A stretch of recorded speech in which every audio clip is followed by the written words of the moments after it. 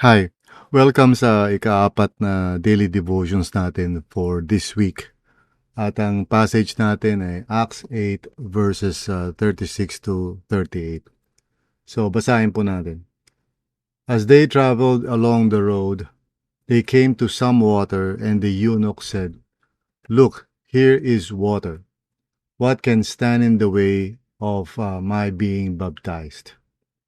Now, sa verse 37, which in some translations hindi nila sinama, but I do believe it's very helpful. So basahin natin. Philip said, "If you believe with all your heart, you may." The eunuch answered, "I believe that Jesus Christ is the Son of God."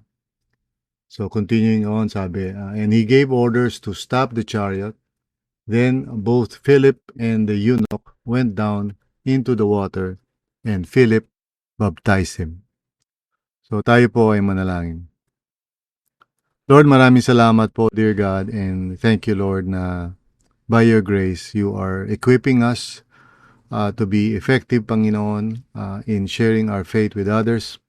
And this is through the Holy Spirit who guides us and helps us and empowers us para matupad namin at magawa namin yung kalooban mo, Panginoon.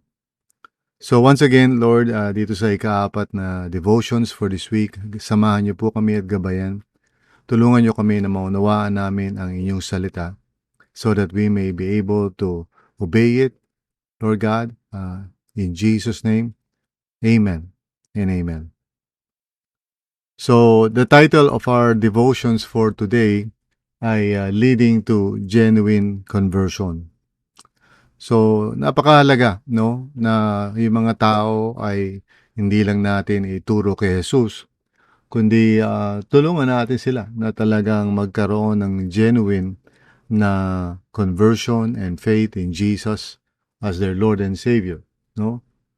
So minsan kasi naka-focus lamang tayo dun sa pag-share, no? Um, Sinasabi natin sa mga tao tungkol kay Jesus, siyempre mahalaga yun. Pinapaliwanag natin yung gospel, importante rin yan. And answering yung mga questions nila kung meron man. Again, this is crucial, no? Importante ito. Okay? Pero dito nga sa nabasa natin, makikita natin na kinakailangan tulungan natin yung mga sinishare natin na talagang mag-respond sila. Magkaroon sila ng tunay na pananampalataya na makikita sa kanilang obedience, So, i-lead natin yung mga tao tulad ng ginawa ni Philip dito sa Ethiopian eunuch. Talagang tinulungan niya na mag-respond in a real, tangible way, sa gospel. So, kung titingnan natin yung yung response ng eunuch, hindi niya sinabi na, alam mo, interesting yung mensahe mo, O kaya mo pag-isipan ko yan. Okay? So, instead, makikita natin sa eunuch, talagang excited siya. Sabi niya, "Look, may water dito. What can stand in the way of my being water baptized?" So, gaya nga na sinabi ko sa ibang translations, hindi nila sinama yung verse 37. Marahil siguro it's, baka they question the manuscript source of it. But I think it's very helpful just for context, no? Sabi lang kasi doon na Philip said, "If you believe with all your heart, you may." And the eunuch answered, "I believe that Jesus Christ is the Son of God." So whether yun ba ay kasama sa mga original manuscripts o hindi, but I think it's helpful for us to see or understand if it is a late addition to the text. Ganun pa man, it's very helpful, di ba? So, this is the kind of thing na tinatanong natin sa isang tao before we baptize that person. So, in other words, ang faith nitong eunuch na to, at anyone that we talk to, ay kinakailangan, bigyan ng aksyon, di ba? Like, bigyan ng obedience. And usually, this is in the form of being water baptized. In other churches or in other practices, parang kontento na mga tao just to lead a person to what is called the sinner's prayer o yung pag-accept kay Lord. But sa ROCC, we believe na hindi sapat yun eh. You have to act on it by being water baptized. No? Kasi we believe that faith without action is dead. So yung belief, which is of course in the heart, and that's important, we want to verify that na talagang may pananampalataya mula sa puso. Pero hindi dapat natatapos doon sa internal lamang na decision to believe. It should be acted out, externally through water baptism. So, yung belief in the heart should result into actual obedience. And being water baptized is the first act of obedience. Okay? So, yan yung tinatawag nating genuine conversion, helping people to understand the good news, helping them to understand kung sino si Jesus, and bakit kinakailangan manampalataya sa Kanya. But at the same time, it doesn't stop there. We have to explain to people that they have to respond, by allowing themselves to be water baptized. Hindi lang parang simple intellectual agreement, or even yung emotional na response, okay? Dapat nandun yung actual surrender in faith to the Lord Jesus, as Lord and Savior. That's why for a lot of people, pag binanggit mo na yung water baptism, it becomes a major issue, no? Kasi siguro alam ng mga tao na that's already a major step, okay? And that's why I believe na it must be emphasized. Yung water baptism is a crucial, step. And let me add also na pag winata-baptize natin ang sino man, we also have to lay hands on them and pray that they may receive the Holy Spirit. Now, there's no such thing as a conducive or tamang occasion o kung merong worship team. It can be anywhere, no? Hindi ka na kailangan magkaroon ng ganong klaseng mga conditions. We can just simply lay our hands on somebody and pray that this person would receive the Holy Spirit. Now, trusting that God would answer that prayer. Sometimes mayroong manifestations yan, like speaking in tongues or something external. But we don't, rely on that, or that's not really the, parang basis natin. It's the promise of God. God has promised that He will give the Holy Spirit to all those who believe in His Son.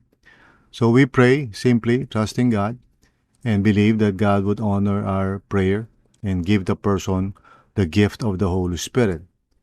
Now, of course, later you would see some manifestations of that. Kung hindi man dun sa initial reception ng Holy Spirit, eventually we will see changed affections. Ibig sabihin nagkakaroon ng pagbabago at the heart level. For instance, what you used to love, you now begin to hate. For example, sin, di ba? Yung mga bagay na alam mong hindi na pleasing to God, you begin to hate those things even though you used to love them. And then you begin to love what you used to hate. So kung dati-dati ayaw mo sumasali sa mga Christian gatherings, when you are truly converted and filled with the Holy Spirit, there is that longing and desire to pray, to read the Bible, to be with other Christians. So eventually makakita tayo ng mga tinatawag kong changed affections, no? Mas pa yon, mas significant pa yon kesa dun sa mga initial na manifestations na maaring, kakaiba like speaking in tongues or something like that. Kung walang change of affections, it could be just an emotional steering. So we want people to truly repent and believe in the gospel, in Jesus Christ, for the forgiveness of their sins. And once they do so, we can pray for them that God would give the gift of the Holy Spirit, which He has promised. And don't worry kung merong mga tugtog o worship or whatever, just lay your hands. Okay? Believe God that He would honor His promise. Now, in some cases, like I said, pwede magkaroon ng mga manifestations yan. But eventually, kahit wala sa initial stage ng pagtanggap ng Holy Spirit, eventually it would be seen in a changed life. magkakaroon ng pagbabago sa affections ng tao. Hindi ka mahihirapang mag-invite sa isang taong tunay na born again to come and worship with you, to go to church, to read their Bibles, to pray. Yung mga ganong bagay will just come naturally as the result of the Holy Spirit now beginning to work in that person's life. So, yun ang dapat natin tandaan. Pag nag-share tayo ng gospel, we must really pray to the Lord na bigyan niya tayo ng wisdom on how we can lead people toward genuine conversion. So, not just believing the gospel, of course, mahalaga yan. Believing the gospel, knowing that Jesus is Lord, surrendering their lives, but also acting it out through water baptism, okay? Being water baptized. And after that, i-lay hands natin sila, pag-pray natin na ma-receive nila yung Holy Spirit. Kung merong mga initial manifestations, praise the Lord. Kung wala man, wag tayong ma-discourage o magduda. Let's trust God that we have obeyed Him and prayed for the person to receive the gift of the Holy Spirit. And if the person is truly repentant of his sins, God will honor our prayer. The Lord knows a person's heart. So makikita mo yan because in the following days or makikita mo that this person will have a change of affections. This person would not be parang reluctant or difficult to come to church or join us in worship or to pray or to read his Bible. In fact, yan ang mga makikita mo agad yan without much prompting.